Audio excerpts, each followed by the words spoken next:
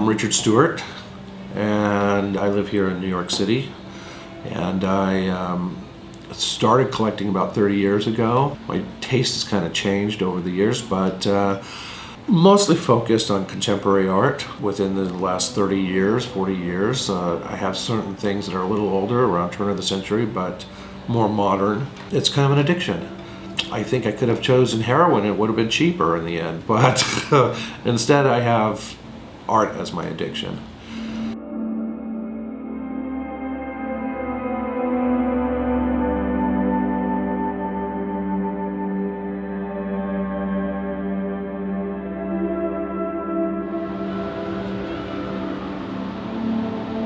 So you remember when I came over to your studio, and I loved this one because I loved the gesture, but I also loved this little piece. When people come over and see it, they always ask questions. They always are drawn to this, and they always kind of want to know what's the deal with this. And I'm like, this was the choice he made. I love the response I get from people like, come on, seriously, did he run out of paint? You know? Jim used to give me pieces every now and then, and of course I keep them all, but he actually made me pay for this one.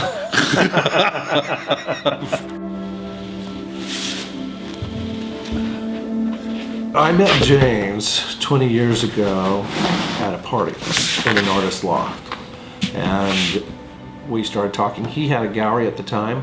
What I didn't realize is that he was a full-time fireman, he was a full-time artist, and he also had a gallery, a full-time gallery running at the same time. And I don't know how he did it. I don't know how you could do all of that at once, but it was pretty phenomenal.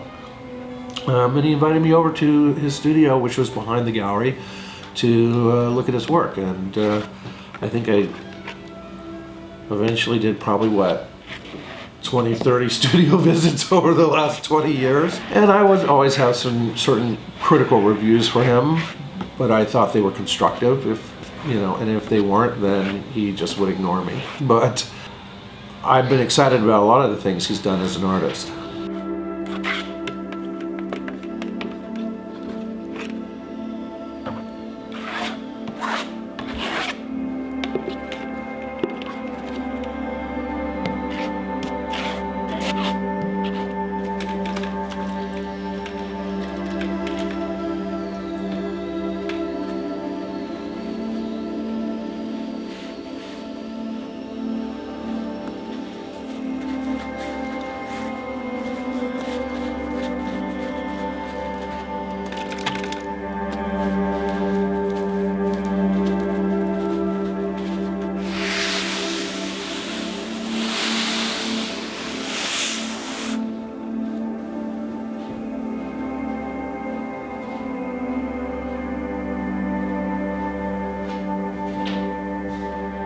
As a collector and as an art dealer, I have done thousands of studio visits.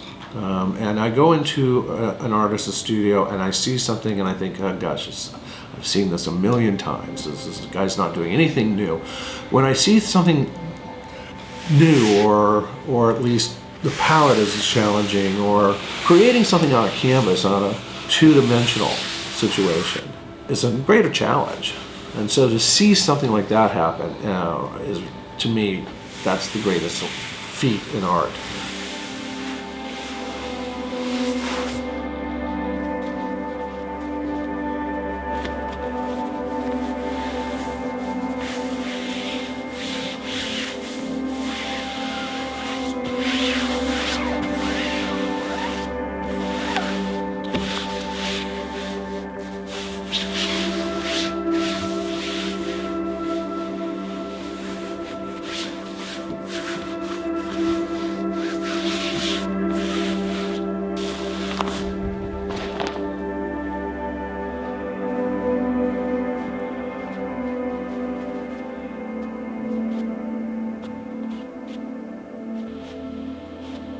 I would say that it has to be, A, something I want to live with for the rest of my life, and B, it has to maintain a dialogue of some kind that's more than 30 seconds. If I can look at a painting and basically get it in 30 seconds, then I'm not really as interested in it.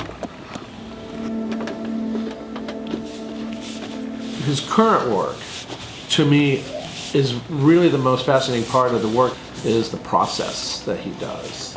He's creating these depths and textures with oftentimes I think a single brush, and oftentimes with one swooping movement. And then once that movement's done, he gets what he wants or he doesn't. And he tries again or he stops.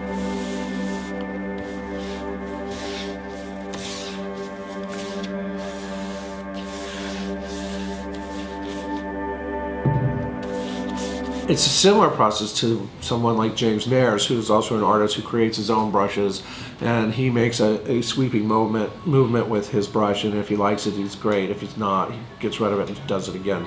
But such completely different work. You clearly could see that the two are not the same artist.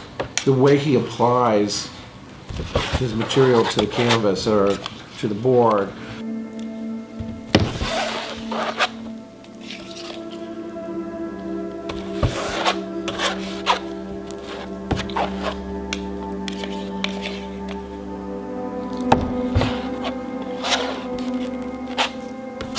I didn't realize on the big ones, not only is there this process of the brush and the movement of the brush, but also there's a real technical issue in regards to the way he layers his canvas with the material he uses, the oils he uses, and he knows the thickness he needs in order for it to spread the way he wants it to spread. So this is not a single one-liner kind of experience when you see this painting. There's so much you don't know about it when you look at this painting, and you kind of, if you don't know the information that I have, then what you do is you look at it, you think, how the hell did he do that? That's one of the things I really love about his paintings. They're phenomenal.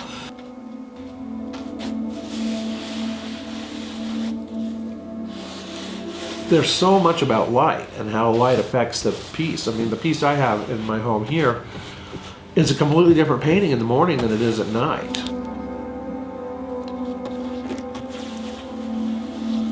Jim and I have talked about it many times.